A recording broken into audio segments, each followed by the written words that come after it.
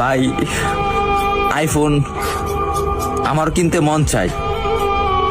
বাবার একদিন বলছিলাম, বাবা আমার একটা আইফোন কিনে দিবা।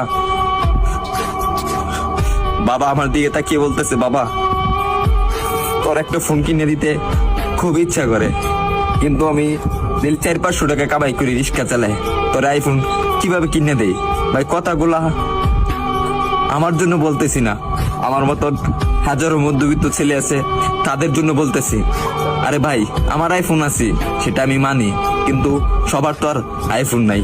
কিছু পোলাপান আছে নতুন নতুন শার্ট পরে, নতুন নতুন প্যান্ট পরে, নতুন নতুন সানগ্লাস পরে, 2 দিন পরে পরে আইফোন পাল্টায়।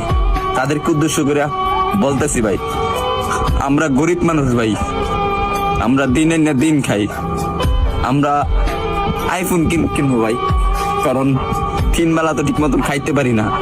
পরে হঠাৎ একদিন বাবা কষ্ট করে প্রতিদিন 100 টাকা করে জমায়া একদিন আমাকে 14,000 টাকা দিল। 14,000 টাকা দেওয়ার পরে একটা আমি 6S কিনলাম। 6S কেনার পরে আমি ভিডিও শুরু করলাম।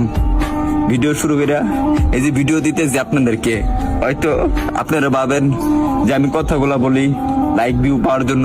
না রে ভাই, সবার জীবনে একটা কষ্টের একটা গল্প থাকে, কাহিনী দেখে, আর আমি যেগুলা বলি রে ভাই এগুলা বাস্তবই বলি।